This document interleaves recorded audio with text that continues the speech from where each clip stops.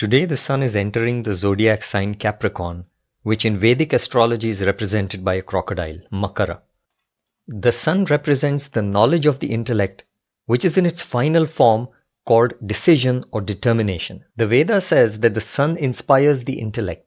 Dhiyo yonah. The crocodile is famous for its rigidity. When it catches something, it will not leave it under any circumstances.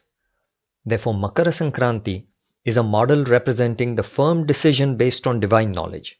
From this time onwards, for the next 6 months, the sun makes its northward journey from winter solstice to summer solstice. Indians consider the north as auspicious and divine because the pure white sacred snow-capped Himalayas and the sacred white river Ganga are present in the north.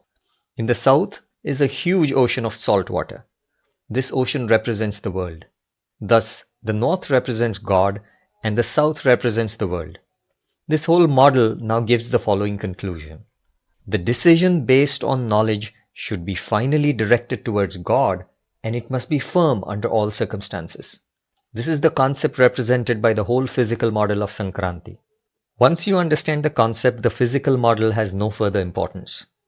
Once a student of science sees a diagram or a physical model in a laboratory and understands the concept behind it, there is no further need of the diagram or model for him anymore.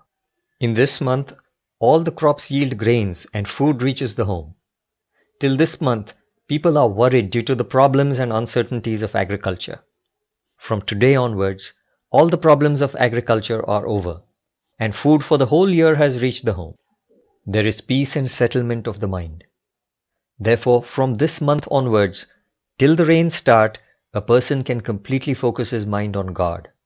Again, in the rainy season, the person is engaged with the problems of agriculture, which is essential for procuring one's food.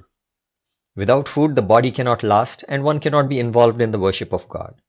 But the 6 months from January to June are meant for complete concentration on God.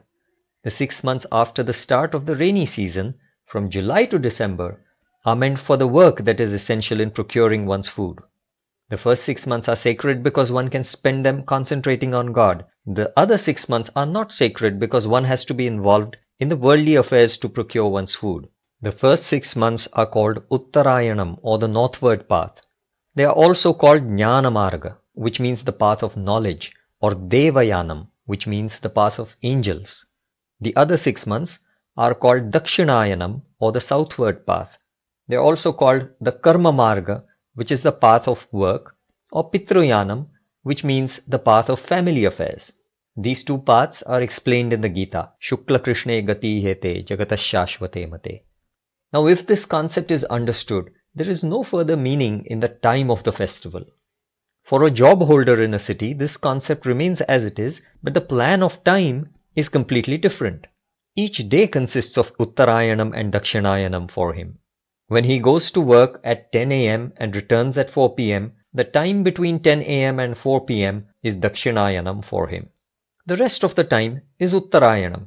This means that in the time after returning from work, until one goes for work the next morning, one has to concentrate completely on God. But people are not doing this and are converting the Uttarayanam also into Dakshinayanam. When a person is at home, he is only involved in his family affairs. Even if he finds some leisure time, he goes to the cinema or watches television, which again is related only to worldly affairs. Thus, the whole day is spent only in work and worldly affairs. Today, even villagers are similarly involved in group politics during the 6 months of Uttarayanam.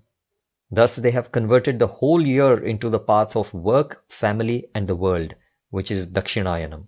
Thus, Uttarayanam, or the sacred time, is whenever you are involved with God. The unholy Dakshinayanam is the time whenever you are involved in the affairs of the family or the world. This concept will enlighten a scholar regarding the internal significance of this festival called Sankranti, which literally means the transformation or transition. Whenever you transition from worldly affairs into the affairs of the Lord, such a transition is called Sankranti.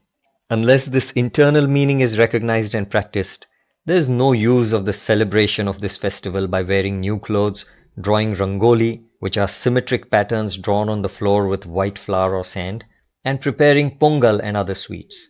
All these things that are done to celebrate the festival are a foolish waste and have no divine significance. People also call this day Pongal after the sweet rice dish prepared on this day. This name emphasizes only the external physical celebration of the festival involving the sweet rice, but the word Sankranti or transformation reveals the internal spiritual significance. Lord Krishna says in the Bhagavad Gita that propagating divine spiritual knowledge pleases the Lord greatly. Jnana yajnena tenaham. Spiritual knowledge brings about permanent harmony and peace in the world. So join us in sharing this universal divine knowledge of Lord Datta and earn the highest grace of God.